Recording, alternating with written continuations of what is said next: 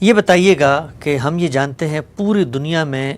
جن لوگوں پر کسی جرم کا الزام لگتا ہے ان کو پکڑ کے عقوبت خانوں میں، جیلوں میں رکھا جاتا ہے۔ مہذب قوموں کی مثالیں بھی ہمارے سامنے ہیں، گوانتانامو بے ہو، ابو غریب جیل ہو، تشدد کیا جاتا ہے، قیدیوں پر تشدد۔ الزام ابھی ثابت نہیں ہوا، الزام کے ثبوت کے مراحل میں، انٹیروگیشن کے پروسیس میں عقوبت خانوں میں رکھ کے، ٹارچر سیلوں میں رکھ کے مارا جاتا ہے، جسمانی تشدد کا نشانہ بنایا جاتا ہے۔ اسی طریقے سے گھر والوں سے دور رکھ کے کبھی کبھی تو اٹھا کر جبراً گم کر دیا جاتا ہے اور ذہنی تشدد کا بھی نشانہ بنایا جاتا ہے۔ اصول میں پوچھنا چاہتا ہوں، اور میں یہاں یہ بھی بات آپ سے پوچھنا چاہتا ہوں،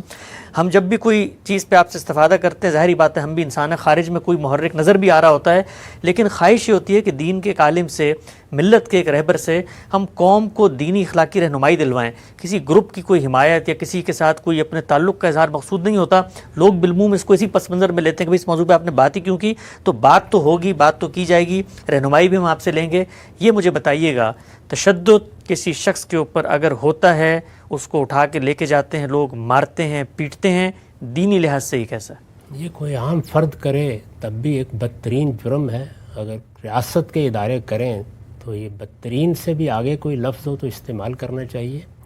نہ قانون اس کی اجازت دیتا ہے، نہ اخلاقی اصول اس کی اجازت دیتے ہیں۔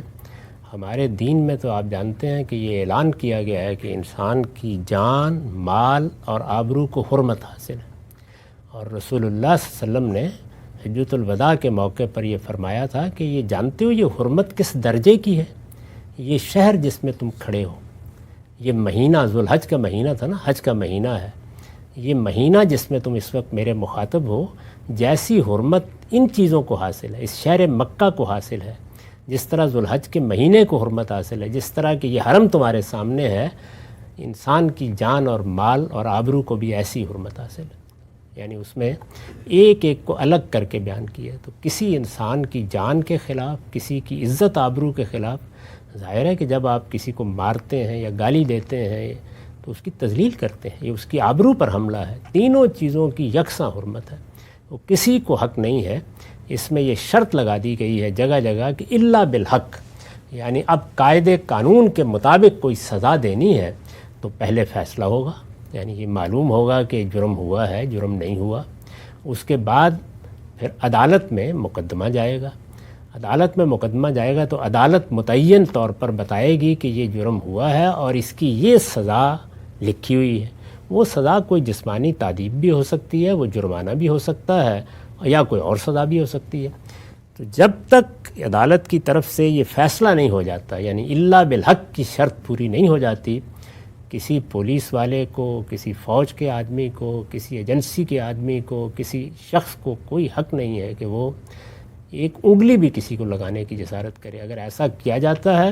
تو اس میں حرمت کے خلاف اقدام ہوا ہے، اور یہ بات یاد رکھیے کہ اگر حرمت توڑی جائے گی یا فرض کو ترک کیا جائے گا تو یہ کبیرہ گناہ ہوتا ہے،